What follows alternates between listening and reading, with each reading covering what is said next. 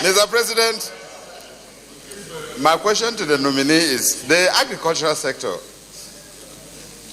was adjudged as one of the sectors that had fared very well in the last administration.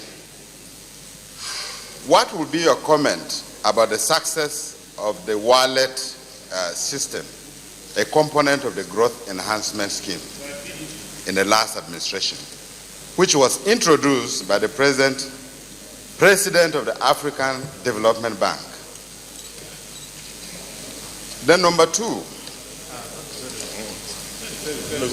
Go on.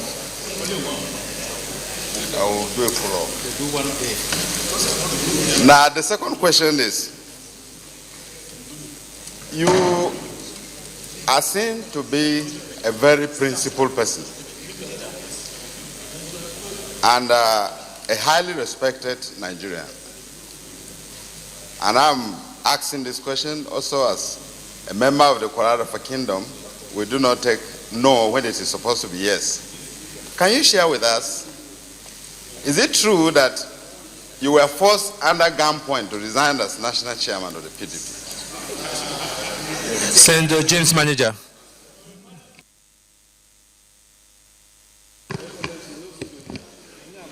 Your Excellency, Mr. President of the Senate, seated as chair, You can't talk again now. my highly respected colleagues, James Manager, Delta South.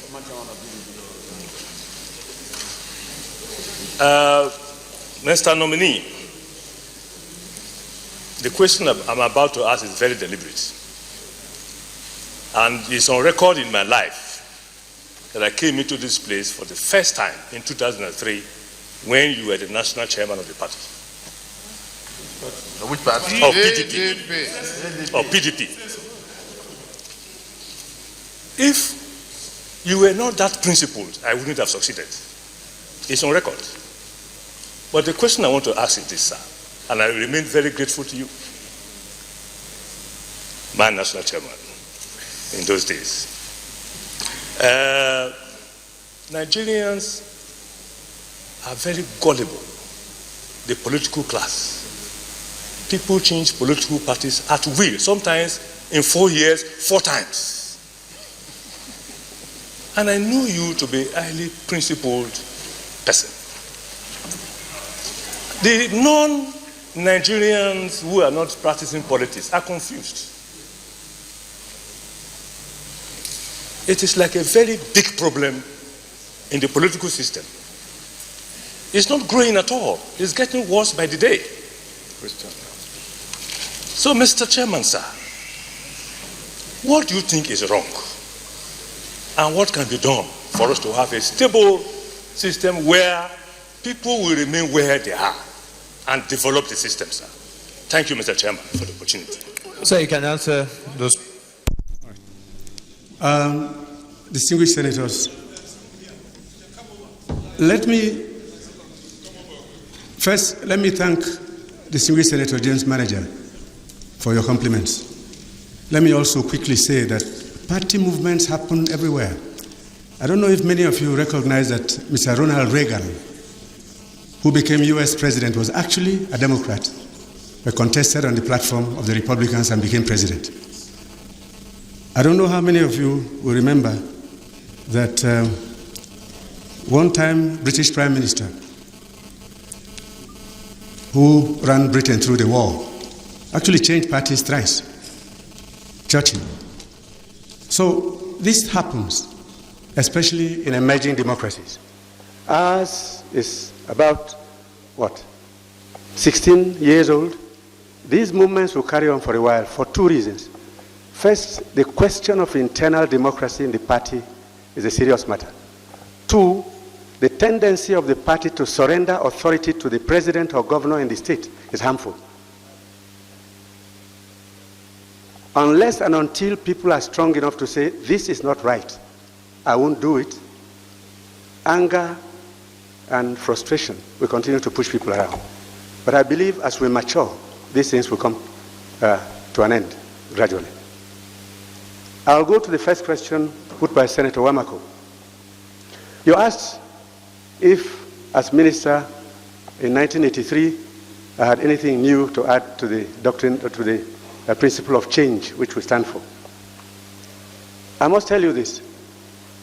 Since I left there, I've been in school, not in any classroom, but in the school of life, traveling around the world, especially looking at issues of agriculture, how other countries succeed and why we fail. And that then brings me to the question by Senator Abdullahi Adamu. What are we doing wrong here? First, we have the worst seeds to plant on the farms. There are no seed companies here, only one or two. So a farmer in Zimbabwe does 10 tons of maize per hectare. A Nigerian farmer does 2 tons. A farmer in Nebraska does 18 tons of maize per hectare. The Nigerian farmer does 2 tons, 2.5. A cow in Nigeria gives you 1 liter of milk per day. A cow in Zimbabwe or Uganda gives you 15 liters of milk. And a cow anywhere in Europe gives you 40 liters of milk per day. What is the problem? Breed and nutrition. So what can we do? We simply have to go back to the drawing boards. First, there must be an extension office in every local government in this country teaching farmers how to plant, making sure the seeds they plant are the best quality, making sure that they know how to harvest without too much stress, because those feeding us are these peasants who are actually subsidizing our stomachs, and they are the poorest people in the country. We must have these extension centers teaching people how to organize fish farms and produce, how to grow chicken. We spend almost $22 billion a year importing food. And now that oil revenues have dropped, this country is in serious danger. If in 35 years' time, most of us won't be here, but we have children and grandchildren, we have a population of 450 million, the 3rd most populated country in the world, we're in very serious trouble indeed. So investment in agri. And the other issue which is affecting agriculture is this problem of interest rates. This country today has probably among the highest interest rates in the world. China 6.5%, Europe 4%, the United States 3.5%, Japan 2.5%, Nigeria 26 to 35%. Now, unless you are in crime, in other words, producing cocaine or something equally harmful, how on earth do you invest at 35% and make profit? And if that doesn't change, every one of us in this room is in danger. I don't know how many text messages you receive each day with account numbers to send help. And how much do you really earn? Outside there, they accuse the Senate and House of Reps of jumbo salaries. None of them knows what pressure you go through, and it's not something you can publish. That's because of poverty downstream. We really have to work hard and stabilize agriculture.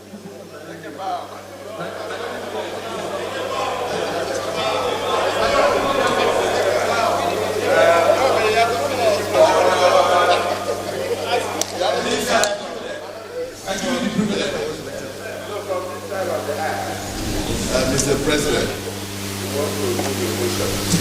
that Chief Audu Ogbeh, being a donation from the PDP,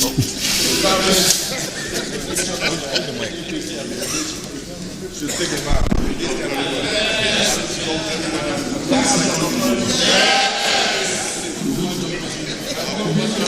That Chief Audu Ogbeh takes a bow.